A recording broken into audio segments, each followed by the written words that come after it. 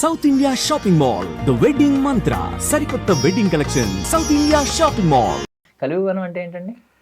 అది యాక్చువల్లీ ఏంటంటే కలిగి సినిమా చూస్తే అర్థమవుతుంది మీకు ఆటోమేటిక్గా.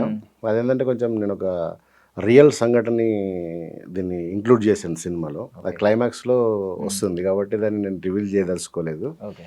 బట్ వనం అనేది ఆటోమేటిక్గా అందరికీ తెలిసిన విషయమే. అడవులు అనేది మనం వనంగా కూడా పిలుచుకుంటాం, వన దేవతగా కూడా పిలుచుకుంటాం.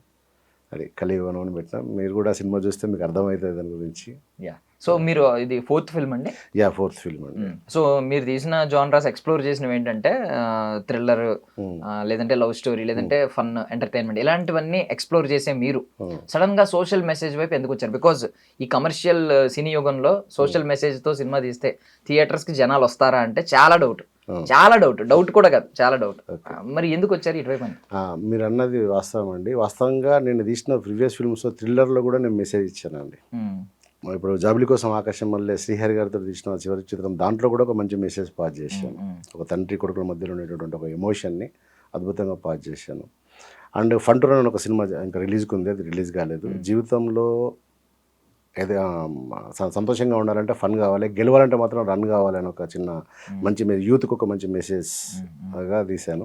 ఇది కూడా ఇంకా ఫుల్ ఫ్లెక్స్గా మెసేజ్గా తీసాను. అంటే ఇప్పుడు ప్రాబ్లం ఏంటంటే మీరు నార్మల్గా ప్లేట్లో అన్ని మీల్స్ పెట్టి రకరకాలు పెట్టినప్పుడు అందులో ఒక దాన్ని ఏమంటారు కాకరకాయ మొక్క పెట్టారనుకోండి, తింటారు.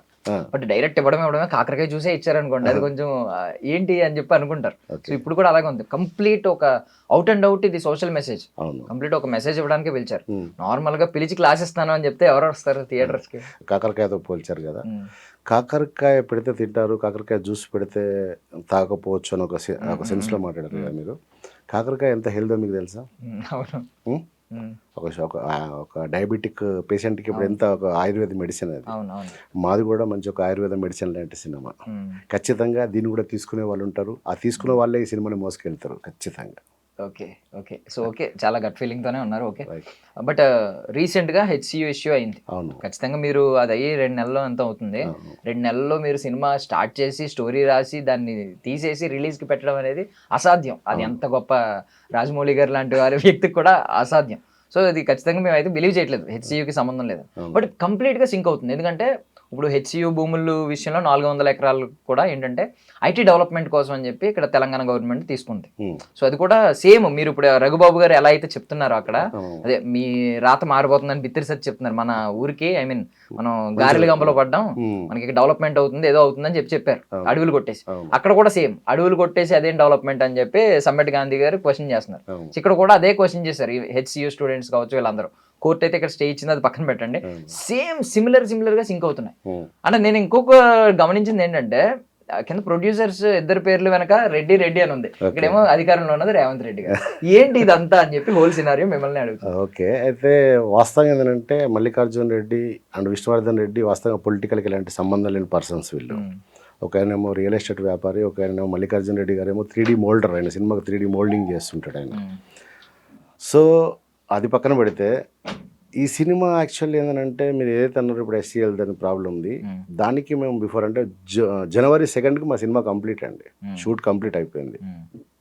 అండ్ నా ఆలోచన ఇప్పటిది కాదండి, ఇది ఒక 3 years బ్యాక్. ఈ ఆలోచన నాకు ఎలా పుట్టింది అని అంటే, సూర్యాపేటలో దుచ్చర్ల సత్యనారాయణ అని చెప్పని నిన్న మేము టీజర్ లాంచ్కి ఆయన పిలిచి సన్మానం చేసినాము.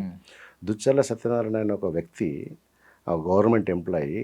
ఆయన రిటైర్డ్ అయిన తర్వాత, రిటైర్డ్ కాకుండా ముందు నుంచే గవర్నమెంట్ ఎంప్లాయీ ఉన్నప్పటి నుంచే తన సొంత 70-80 ఎకరాల ల్యాండ్ని అడవిగా మలిచేసిండు. పక్షులకు జీవరాశికి అంకితం చేసేసిండు. అందులో నుంచి ఏది కూడా ప్రతిఫలం ఆశించకుండా ఓన్లీ ఎన్విరాన్మెంట్కి వదిలేసిండు దాన్ని. అది నేను ఒక ఏదో ఇంటర్వ్యూలో దాన్ని చూశానండి. అది చూసినప్పుడు నన్ను ఇన్స్పైర్ చేసి ఇప్పుడు ఇంత కష్టపడిన ఒక అడవిని సృష్టించుకున్నాడు కదా, అడవిని తీసేయాలన్నప్పుడు ఎమోషన్ ఎలా ఉంటుంది, అది జనాలకు ఎంత కనెక్టివిటీ ఇస్తుంది అంటే, ఇలాంటి ఆ సిచ్యువేషన్ ప్రతి ఒక్కరి లోపల ఆలోచన రావాలి. అంటే అడవి మీద ప్రేమ పెరగాలి.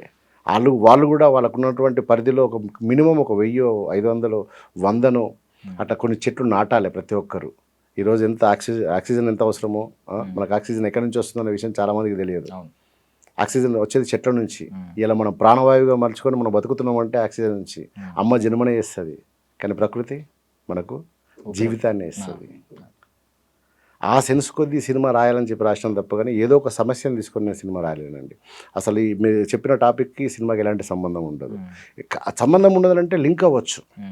మేబీ ఏంటంటే ఎవరు నేను కించపరచడం కోసం సినిమా తీయలేదు. అంటే ఇప్పుడు ప్రాబ్లం ఏంటంటే ఇదే సినిమా మీరు ఒక సంవత్సరం తర్వాత రిలీజ్ చేసి ఉంటే అవును ఎవరు కూడా లింక్ చేయరు. అవును హెచ్సియుకి సంబంధమా Yes, yes, yes. లింక్ చేయరు. మీరు అది క్లారిటీ ఇచ్చిన తర్వాత కూడా వదిలేస్తారు. అవును ఇప్పుడు ఏంటంటే కరెక్ట్ గా ఈ సినారియో అయ్యి 2 months అయ్యింది, ఇంకా కోర్టులో నడుస్తున్న టైంలో రిలీజ్ అవడం వల్ల ఏంటంటే పోనీ ఇది మీరు ఆ ఉద్దేశంతో తీయలేదనే క్లారిటీ మాకుంది. అవును బట్ దానికి మ్యాచ్ అవుతుంది, ఈ టైంలో కొంచెం వ్యతిరేకించినట్టు, తెలంగాణ ప్రభుత్వాన్ని వ్యతిరేకించినట్టు ఉందేమో అనే అనుమానం మీకు వస్తుంది. అవును. మరి దాన్ని మరి ఎందుకు రిలీజ్ చేస్తున్నారు? ఈ time? నిన్న కూడా కొండ సురేఖ గారిని అండ్ పొన్నం ప్రభాకర్ గారిని వీళ్ళందరినీ మేము కలవడం జరిగిందండి. ట్రైలర్ చూపించడం, పొన్నం ప్రభాకర్ గారికి ట్రైలర్ చూపించడం జరిగింది. నేను స్టోరీ నాకు ఎక్స్ప్లెయిన్ చేయడం కూడా జరిగింది. ఆయన బయట కూడా ఇచ్చాడు. ఆ బయట కూడా నేను రిలీజ్ చేస్తాను రేపు మాకు. సో వాళ్ళు కూడా ఏమన్నదంటే జనాలకి ఇది అవసరం అంటే దానికి సమస్య ఏంటో దానికి దేనికోసం కట్టాలనుకున్నారో దీనివల్ల ప్రాబ్లం అయిందో నాకు తెలియదు. కానీ ఈ సినిమా ఇలాంటి సినిమా మాత్రం జనాలకు అవసరం అని చెప్పిండండి. ఎందుకంటే చెట్టు నాటద్దని ఎవరంటారని నాకు అర్థం కాదు. నేను చెట్టు నాటాలి, చెట్టును ప్రేమించాలి, చెట్టును మన కుటుంబం అనుకోవాలి. ఇప్పుడు చిన్న లాజిక్ చెప్తాను మీకు. మన స్టేటస్ కోసము చిన్న మనం మాట్లాడుకుంటే, అంటే నేను కించపరచాలని చెప్పట్లేదు, మన స్టేటస్ కోసమో మన సెల్ఫ్ సాటిస్ఫాక్షన్ కోసమో కుక్క పిల్లని ఒక పిల్లిని ఇట్లా రకరకాల జీవుల్ని మనం పెంచుకుంటాం. మరి ఆయువునిచ్చే మొక్కను ఎందుకు పెంచుకోరండి? ఎందుకు పెంచుకోరు? దాన్ని ఎందుకు అడాప్ట్ చేసుకోరు? అది చెప్తున్న సినిమాలో. కానీ నేను ఎవరిని నేను ఇందులో సినిమాలో నేను పక్కగా చెప్తున్నాను, గవర్నమెంట్ కించపరిచేది రాలేదు స్టోరీ. ఒక సమస్యను సృష్టించి ఆ సమస్యకు పరిష్కారం చెప్పా. మళ్ళీ ఇందులో నేను చెప్పేటప్పుడు కూడా ఒక కలెక్టర్ లాంటి ఒక క్యారెక్టర్ని సృష్టించి, గవర్నమెంట్ ఎంప్లాయ్ కలెక్టర్ లాంటి ఒక క్యారెక్టర్ని సృష్టించి ఆయన చెప్తాడు వీళ్ళకు అడవి పోతున్నప్పుడు వాళ్ళు మాట్లాడేటప్పుడు, అమ్మ గవర్నమెంట్ కూడా తప్పేం లేదు దీంట్లో, వాళ్ళు ఒక 100 ఎకరాల ల్యాండ్ ఒక దానికి కావాలి, ఒక సంస్థ తీసుకొస్తే ఆ ప్రాంతం బాగుపడుతుంది, ఆ ఏరియా బాగుపడుతుంది, మన స్టేట్కి ఒక ఆదాయం వస్తుంది అన్న సెన్స్ కొద్దే తీసుకొస్తారు ఎవరైనా. కానీ ఎవరు నాశనం చేయాలని తీసుకురారు అని చెప్పిన ఒక సెన్స్ ఉంటుంది. అని కూడా ఏంటంటే మళ్ళీ ఇప్పుడు నేను సినిమాలో ఏం చేశానంటే రియల్గా ఉన్న అడవి కాదండి నేను సృష్టించింది, ఒక మనిషి సృష్టించిన అడవి. గవర్నమెంట్ నీకు రికార్డ్స్లో ఏమని రాసి ఉంటుంది, ఇది అసైన్మెంట్ ల్యాండ్ అని రాసి ఉంటుంది తప్ప కానీ ఇది ఒక అడవి అని రాసి ఉండదు. ఎందుకంటే అది సహజ సిద్ధంగా పుట్టినటువంటి అడవి కాదు కదా, అది ఒక మనిషి సృష్టించిన అడవి కాబట్టి గవర్నమెంట్ రికార్డ్స్లో ఇక్కడ రాసి ఉంటుంది. అందుకే కలెక్టర్ చెప్తాడు గవర్నమెంట్ కూడా తప్పేం లేదమ్మా, అది అసైన్మెంట్ ల్యాండ్ అని రాసి ఉంటుంది తప్ప అడవి అని రాసి ఉండదు. కాబట్టి వాళ్ళు ఒక అర్జీ పెట్టుకున్నప్పుడు మాకు ఒక ఫ్యాక్టరీకి ప్లేస్ కావాలన్నప్పుడు ఇక్కడ ఉందని చెప్పి గవర్నమెంట్ చూపిస్తుంది అంతే. ఉంది, బాగుంది. మీరు చెప్పిన లెక్కల వైజ్ అయితే ఓకే బాగానే ఉంది. బట్ థింగ్ ఏంటంటే తర్వాత తెలుస్తుంది కదా అందులో అడుగు ఉందని తెలుస్తుంది. అప్పుడైనా గవర్నమెంట్ డెసిషన్ వెంటనే మార్చుకోవాలి. మార్చుకుంటుంది. ఇప్పుడు వాస్తవం అంటే ఇప్పుడు స్టే వస్తుంది, గవర్నమెంటే స్టే ఇస్తుంది. ఆ అడవికి వాస్తవంలో లాస్ట్కు అడవిని కాపాడుకుంటారు, దాన్ని ఎవరు నాశనం చేయరు, దాన్ని ఎవరు దానికి కించపరచాలని చూడరు. బట్ కాకపోతే ఒకవేళ అయితే దాన్ని ఏం చేయొచ్చు, ప్రజలు దానికోసం ఏం చేయాలి, ప్రజలు ఫస్ట్ ప్రకృతిని ప్రేమించడం అలవాటు కావాలనేది నా సెన్స్ అండి. అడవులు ఏడడానికి తడవి మీరు గొడవలు చేయకుండా చెప్పట్లేదు సినిమాలో.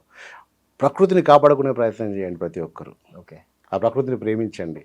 అంటే మీరు చాలా మంచి ఉద్దేశంతో తీస్తున్నారు సినిమా, అర్థమవుతుంది. బట్ థింగ్ ఏంటంటే ఇప్పుడు ఇదే హెచ్సియు వివాదం అయిన తర్వాత ఒక వారం తర్వాత ఎన్విరాన్మెంటల్ డే జరిగింది అని చెప్పి రేవంత్ రెడ్డి గారిని పిలిచారు అనుకోండి స్పీచ్ ఇమ్మని. రేవంత్ రెడ్డి గారు కూడా అటెండ్ అవ్వరు, ఎందుకంటే సిచ్యువేషన్ అలాంటిది. ఈ టైంలో ఆల్రెడీ ఇది అవుతుంది, దీని మీద కొంచెం నెగిటివిటీ ఉంది ప్రజలు. సో ఎప్పుడైనా ముఖ్యమంత్రి అయినా ఒక గవర్నమెంట్ అయినా కూడా బ్యాలెన్స్ చేయాలి, అందరినీ బ్యాలెన్స్ చేయాలి. ఇప్పుడు వాళ్ళ ఉద్దేశం ఏంటి, ఐటీ డెవలప్ చేస్తే మీరు అన్నట్టే మనకి లాభాలు వస్తాయి, ఇక్కడికి ఆదాయం తీసుకురావచ్చు స్టేట్ కి, దాన్ని మనం పేదల కోసం, వాటి కోసం, డెవలప్మెంట్ కోసం, రోడ్ల కోసం, దేనికోసం ఖర్చు పెట్టచ్చు. బట్ థింగ్ ఏంటంటే ఇదే రేవంత్ రెడ్డి గారు వితిన్ 1 month లో రమ్మన్నారు అనుకోండి స్పీచ్ ఇవ్వమని. నేను పర్యావరణ రక్షణ గురించి మీరు స్పీచ్ ఇవ్వండి అంటే ఆయన ఎవరో, ఎందుకంటే వద్దు ఇలా అవుతుందని. సో ఇది కూడా అలాగే సింక్ అవుతుంది కరెక్ట్ గా హెచ్సియు టైంలో మీరు రిలీజ్ చేయండి. మంచిగా వచ్చినాయి సార్ మీరు.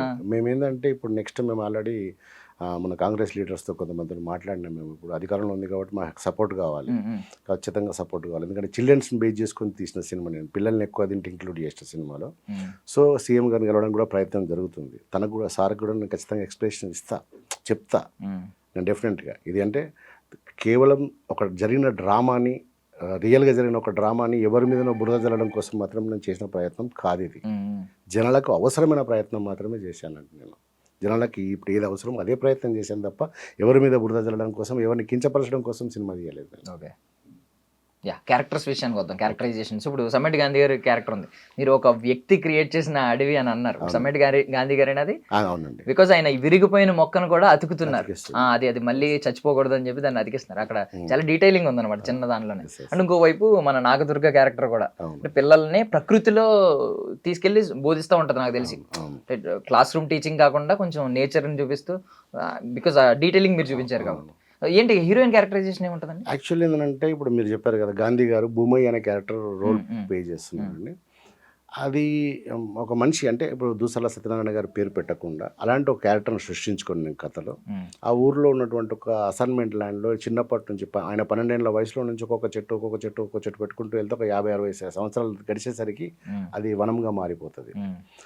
ఆ అడవి ఇప్పుడు ఈ ఊరికి జీవనాధారం అవుతుంది. ఆయనకు అడవి సృష్టించాలన్న ఆలోచన ఎందుకు వస్తుందనంటే ఆ ఊరికి వనరులు చాలా దూరంలో ఉంటాయి అన్నమాట. వనరులు చాలా దూరంలో ఉండేసరికి ఊరోళ్ళంతా వలస వెళ్తుంటారు పట్టణానికి.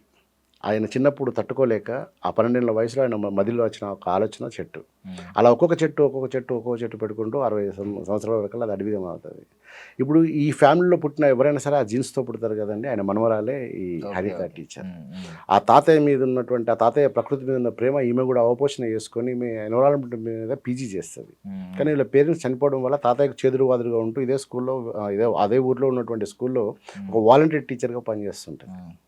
సో చిన్నప్పటి నుంచి పిల్లలకు ఆల్రెడీ ఎన్విరాన్మెంట్ పీజీ చేసింది, అదే ఫ్యామిలీలో పుట్టింది. పిల్లలకు ఏం చెప్పినా ప్రకృతిని సంబంధిత వాతావరణాన్ని క్రియేట్ చేస్తూ చెప్తూ ఉంటుంది అనమాట. మనం చెట్లను అడాప్ట్ చేసుకోవాలి, చెట్లకు ప్రాణం ఉంటుంది, అది ఇది అని చెప్పి అలానే చెప్తూ ఉంటుంది వాళ్ళకి. అలాగే మోటివేషన్ చేస్తూ ఉంటుంది. ఈ స్కూల్ నుంచి పిల్లలు రోజు స్కూల్కి వెళ్ళాలంటే అడవి మార్గానే పిల్లలు రోజు స్కూల్కి వెళ్తూ ఉంటారు. ఆ పిల్లలు కూడా అడవితో ఆడుకోవడం, అడవిలో బంధాన్ని పైన వేసుకుంటారు. సో ఇప్పుడు అలాంటి అడవి పోతుందంటే ఆ ఊరి పిల్లలకి, ఆ సృష్టించిన భూమయ్యకి, ఆ మనమరాలకి ఆ ఎమోషన్ ఎట్లా ఉంటుంది, ఆ బాధ ఎట్లా ఉంటుంది, ఆ ఊరితో దాంతో ఇప్పుడు అడవితోటి లబ్ధి పొందుతున్నటువంటి కొంతమంది ఫ్యామిలీస్ వాళ్ళంతా దానికోసం ఎట్లా కష్టపడతారు, ఎట్లా పోరాడతారు అనేది సినిమా స్టోరీ అండి. యాక్చువల్లీ మీకు మొత్తం ఓవరాల్గా స్టోరీ చెప్పేసా. ఎందుకు చెప్పానంటే ఇది సినిమా స్టోరీ నేను దీన్ని సస్పెన్స్గా చెప్పాల్సిన అవసరం లేదండి. దీన్ని ఫ్యాక్ట్, అదే ఎమోషనల్ రైడ్ కాబట్టి ఎమోషన్స్ అనేది మీరు చెప్పలేరు. రైట్, అది మేమే ఎక్స్పీరియన్స్ చేయాలి.